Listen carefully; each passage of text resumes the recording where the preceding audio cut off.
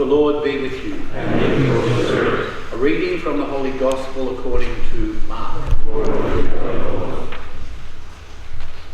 A great crowd had gathered, and they had nothing to eat. So Jesus called his disciples to him and said, I feel sorry for all these people. They've been with me for 3 days now and have nothing to eat. If I send them home hungry, they'll collapse on the way. Some have come a great distance. His disciples replied, where could anyone get bread to feed these people in a deserted place like this? He asked them, how many loaves have you? 7, they said. And he instructed the crowd to sit down on the ground, and he took the 7 loaves, and after giving thanks, he broke them and handed them to his disciples to distribute. And they distributed them among the crowd. They had a few small fish as well.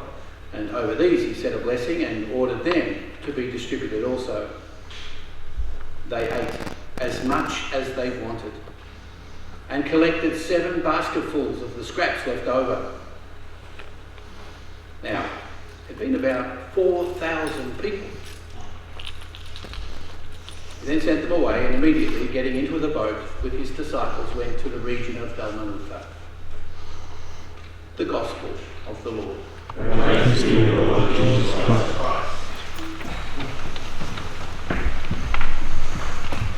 Often on special occasions, people orchestrate the readings to suit the occasion, or to suit their ideas, or suit their agenda, or whatever.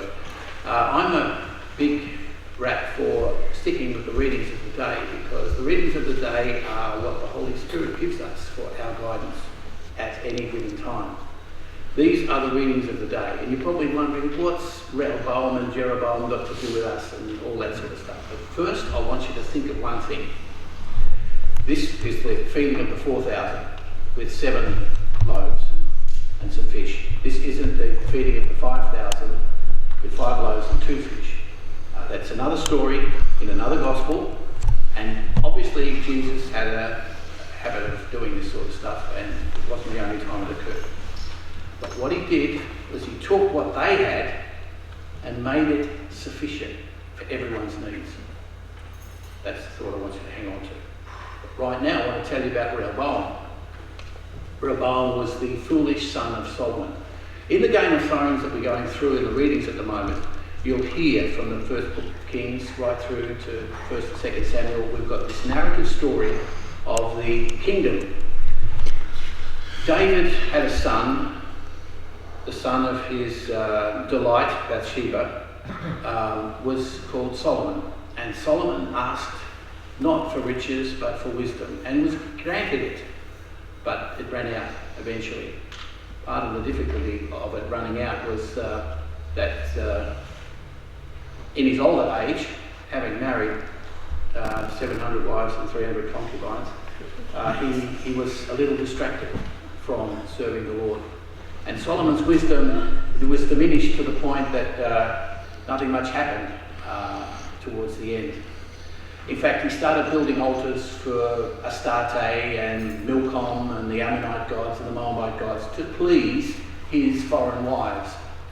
That was specifically the situation. When he died, his son Rehoboam took over, and he was not gifted with wisdom, which goes to show wisdom is not hereditary. He was perhaps the most foolish king ever to have ruled. He ruled the kingdom of Judah, which was based in Jerusalem, which was the house of David.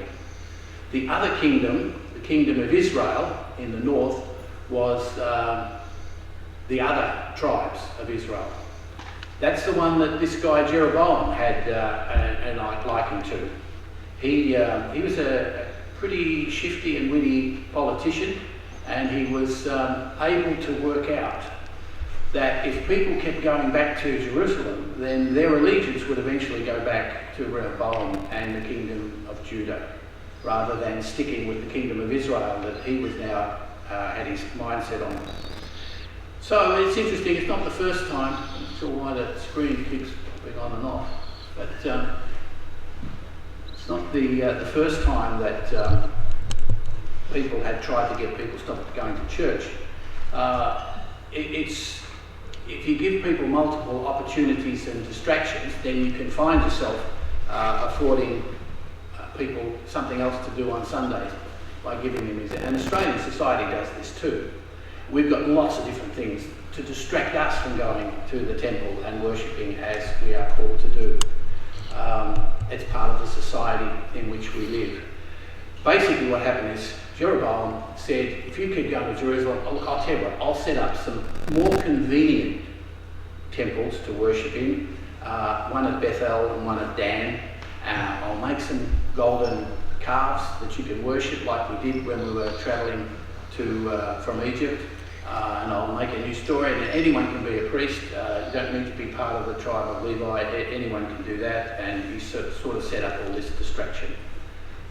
He gets his comeuppance and everything fails and collapses in the end. It's the sort of thing that happens in our society. It's the type of society in which we live. It's really a matter of us protecting Sundays and our opportunity and the lack of distraction and the truth that going to church is not meant to be a convenience, not meant to be something that we slot in when we feel like it or when we're able, but rather the focus of our day. This is going to be increasingly important in years to come, because we're going to find that although we might have a church built there, there's no priest or congregation to celebrate there as often or conveniently as is currently the case. You might find that churches and parishes have only one Sunday Mass in their particular area. Anyway, that leads me on to a more important point, which is our order formation program for 2020. And this is basically about being a strong Catholic organisation, Catholic fraternity committed to serving our church throughout Australia. And it's significant because it talks about 8 different sessions. The first one talks about the landscape, which is basically where we are at the moment, you know, what's happening in our world, where we are, that type of thing. The second is talking about our place in that landscape, the role that the Knights have within that landscape, and then what we do there. So each of us has a role to play in that situation. Then we've got the Plenary Council 2020, the event in our land. It's about us being familiar with other things that are occurring within the church. Then the fourth session is the 6 categories of discussion in the Plenary Council, the discussion documents, and being familiar with those. So we've got the missionary and evangelising, the inclusive participatory, the prayerful and Eucharistic, the humble, healing and merciful, the, I'm sorry, my monitor keeps going on and off up the back there. Joyful, hopeful, all that sort of stuff. So the next session after that is about our landscape, about where we are, and about the lessons we've learned from the experiences we've had, particularly with the foundation of the order from 1919, and how that has taught us lessons about what we can offer within this Australian landscape. Then the now of the church, which is basically where are the youth, and the youth are not only the future of the church, they're the present of the church, so how do we get them sorted and organised? Then our heritage, our home, our future, and then finally the final session is calling us to hope, which is important because our calling is to bring hope to our brothers and sisters within the church. And we might think, well, you know, the order was founded in a time of need, we know all that. We understand and appreciate all of the response that made it and how times and needs have changed, and so we now turn and ask the question once again. And that question is, have I sought the Holy Spirit within my life? Have we sought the Holy Spirit to guide our branch meetings? Have we sought the Holy Spirit to guide our response? What must I do for the order? and what must I do for the church? That's our focus for this year. That's basically what this formation program is about, opening up and devising. And so we need to be prayerful people if we're going to invoke the Holy Spirit. That includes family prayer, but it also includes personal prayer, parish prayer, and the night's prayer. All of these are aspects of our calling to invoke the Holy Spirit. Then we turn to ourselves and we say, well, there's only a few of us. There's not much. But then I would say to you, from today's gospel, there's 7 loaves to feed 4,000. So the great multiplier is going to multiply our work if we're prepared to do that. That's the challenge that's up before us. And that's why the formation program for this year is important, because it opens up an opportunity for the Holy Spirit to enter into our deliberations, to guide us and to assist us in that process. So, when do we do the pledges? End of Mass. All right. I'll skip that.